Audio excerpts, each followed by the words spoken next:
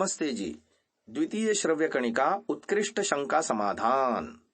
मानव मन को आंदोलित करने वाले लौकिक पारलौकिक प्रश्नों के सटीक उत्तर, जिसके समाधान करता है मेरे पूज्य गुरुवर स्वामी विवेकानंद जी परिव्राजक, दर्शन योग महाविद्यालय आर्यवन रोजड़।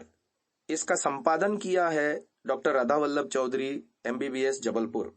पुस्तक प्रकाशन दर्शन योग महाविद्यालय रोजड़ गुजरात। हम शंका समाधान के क्या नियम होने चाहिए इस पर चर्चा कर रहे थे। आगे बिंदु आ रहा है, अगर आप मुझसे यह कहते हैं कि आपका उत्तर गलत है तो इसका मतलब यही हुआ कि सही उत्तर क्या है वह आप पहले से जानते हैं, और जब आप सही उत्तर जानते हैं तो फिर प्रश्न पूछा ही क्यों? मेरी परीक्षा लेने के लिए नहीं आए हैं आप। यह गलत बात है। यदि आप परीक्षा लेने की भावना से प्रश्न पूछेंगे तो आपको नुकसान हो सकता है।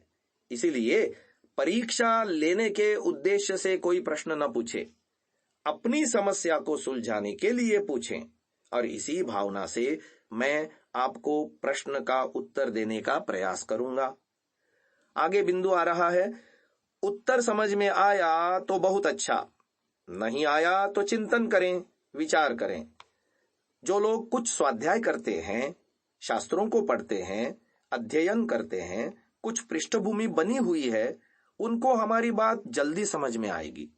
जो स्वाध्याय नहीं करते, सत्यार्थ प्रकाश, ऋग्वेद आदि भाष्य भूमिका, दर्शन, उपनिषद, वेद, मनुस्मृति आदि ग्रंथों का अध्ययन नहीं किया है जिन्होंने, तो उनको बात समझने में देर लगेगी, क्योंकि उनकी पार्श्वभूमि यानी बैकग्राउंड नहीं है।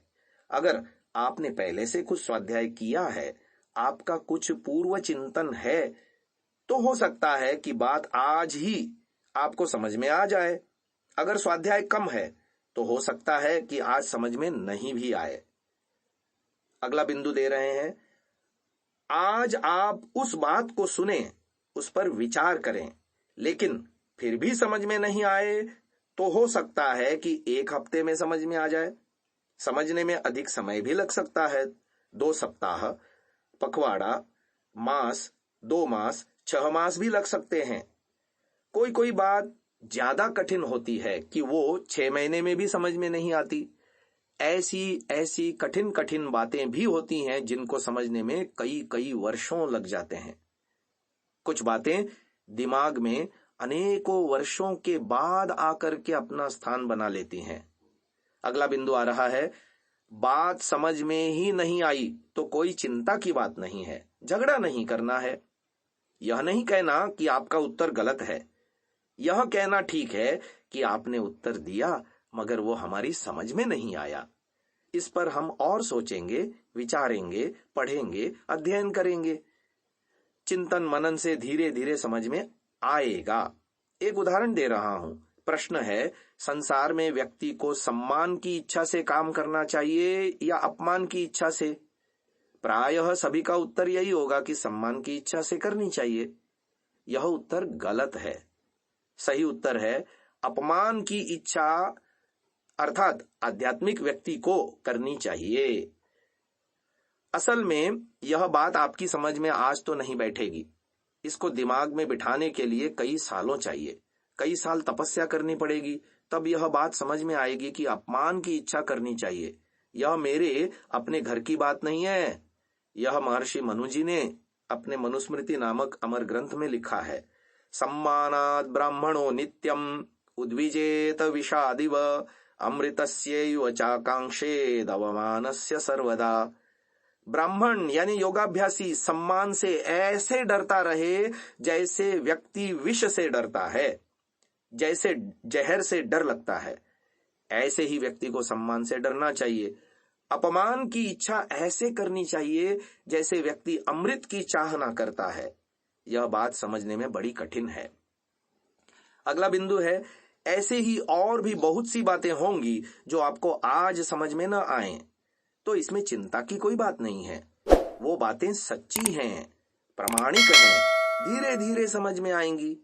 कुछ सरल बातें होती हैं, कुछ कठिन बातें होती हैं। सरल बातें जल्दी समझ में आ जाती हैं, लेकिन कठिन बातों को समझने में समय लगता है, यही सिद्धांत है। अगला बिंदु स्वामी जी दे रहे हैं, शंका समाधान का एक नियम यह है कि प्रश्न पूछने वाला व्यक्ति शंका के रूप में अपनी बात को रखे। यह बात हमारी समझ में नहीं आई, कृपया हमको समझाएं। इस तरह से बात नहीं रखें कि मैं ऐसा ऐसा मानता हूं। इसका मतलब यह है कि आपने तो अपना पक्ष की स्थापना कर दी। यह तो शंका समाधान ही नहीं रहा, इसका नाम है शास्त्रार्थ। जब आप अपने पक्ष की स्थापना करते हैं कि मैं ऐसा मानता हूं, तो फिर यह शास्त्रार्थ हो गया।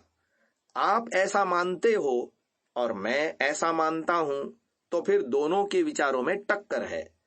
यहां टक्कर नहीं करनी है। और अंतिम बिंदु दे रहे हैं स्वामी जी, अगर किसी को टक्कर करने का शौक है तो अलग से बैठकर करेंगे। मैं टकराने के लिए भी तैयार हूं, डरता नहीं हूं, पर इस समय शंका समाधान के रूप में टकराने का काम नहीं है। इस समय तो शंका समाधान करना है। इसी उद्देश्य से हम इस कार्यक्रम को चलाएंगे। इस प्रकार इन नियमों का पालन करें तो आपको बहुत लाभ होगा। यहां तक प्रथम शंका पूर्ण हुई। शंका समाधान कर्ता के रूप में स्वामी जी की आपके मन में श्रद्धा बने, इसलिए उनका संक्षिप्त परिचय भी दे रहे हैं। स्वामी विवेकानंद परिव्राजक, दर्शनाचार्य, योग विशारद। अध्ययन किया है पूज्य स्वामी श्री सत्यपति जी परिव्राजक से योग, सांख्य, वैशेषिक न्याय, वेदांत और मीमांसा दर्शनों का। 11 उपनिषदों अर्थात महर्षि दयानंद द्वारा मान्य ईश, केन, कठ आदि का अध्ययन किया। ऋग्वेद और यजुर्वेद का कुछ अध्ययन किया गया है। वर्तमान में अध्यापन कार्य कर रहे हैं। दर्शन योग महाविद्यालय, आर्यवन रोजर, साबरकांठा, गुजरात में उपाध्याय के पद पर सन 1988 से लेकर के 2011 तक तथा अप्रैल 2011 से निदेशक पद पर कार्यरत हैं। वहां दर्शन, उपनिषद आदि वेदादि शास्त्रों का आप अध्यापन करते हैं और महर्षि पतंजलि जी के द्वारा बताए गए अष्टांग योग का क्रियात्मक रूप से प्रशिक्षण देते हैं। वेद प्रचार कार्य देश भर में प्रतिवर्ष प्रवचन शिविरों के माध्यम से वैदिक योग विद्या का प्रचार प्रसार किया गया है। कॉलेजों, विश्वविद्यालयों, व्यापारिक औद्योगिक प्रतिष्ठानों, क्लबों, छात्रालयों, न्यायालयों, वैज्ञानिक डॉक्टरों, उच्च तथा सर्वोच्च न्यायालय के न्यायाधीशों और बुद्धिजीवियों में और गुजरात विधानसभा सचिवालय के एवं संसद भवन दिल्ली सचिवालय के अधिकारियों आदि में विशेष रूप से मानव धर्म का प्रचार किया गया है। शास्त्रार्थ 8 मार्च 2005 को दिल्ली के रामलीला मैदान में शिवरात्रि के अवसर पर शास्त्रार्थ हुआ, जिसका विषय था काल अकाल मृत्यु। 19 नवंबर 2006 को दिल्ली में आर्य समाज अनारकली में शास्त्रार्थ हुआ, जिसका विषय था ईश्वर अवतार लेता है या नहीं। दोनों शास्त्रार्थों में स्वामी विवेकानंद जी का पक्ष प्रबल रहा। आप इनकी सत्य की खोज नामक पुस्तक को पढ़ें। उसमें आर्य जगत में प्रचलित सर्वाधिक विवादित बातों का कितना सटीक उत्तर दिया है, इसी से उनकी शास्त्रार्थ योग्यता का अनुमान लग सकता है।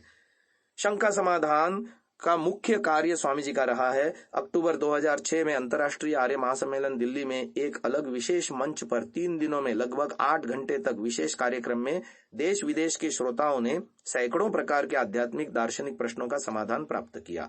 अक्टूबर 2012 के दिल्ली वाले अंतर्राष्ट्रीय आर्य सम्मेलन में एक अलग मंच पर 4 दिनों में लगभग 11 घंटे तक देश विदेश के जिज्ञासुओं का शंका समाधान हुआ और जिज्ञासुओं को अपनी शंकाओं का समाधान प्राप्त करके संतोष हुआ।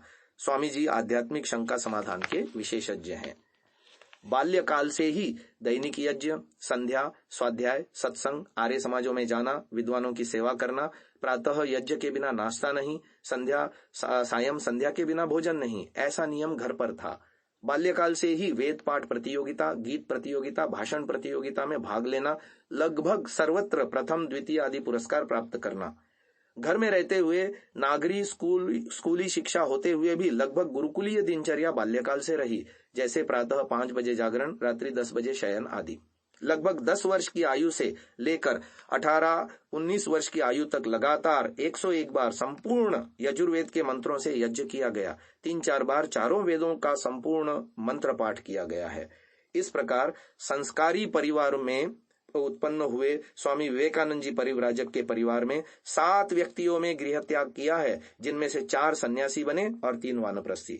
एक ही परिवार के 7 व्यक्तियों ने पीढ़ी दर पीढ़ी वैदिक विद्वान बनकर वेद प्रचार किया। यह स्वामी जी के जीवन का एक बहुत बड़ा ऐतिहासिक और प्रेरक तथ्य है। आज की श्रव्य कणिका को यहीं विराम देते हैं। ओम।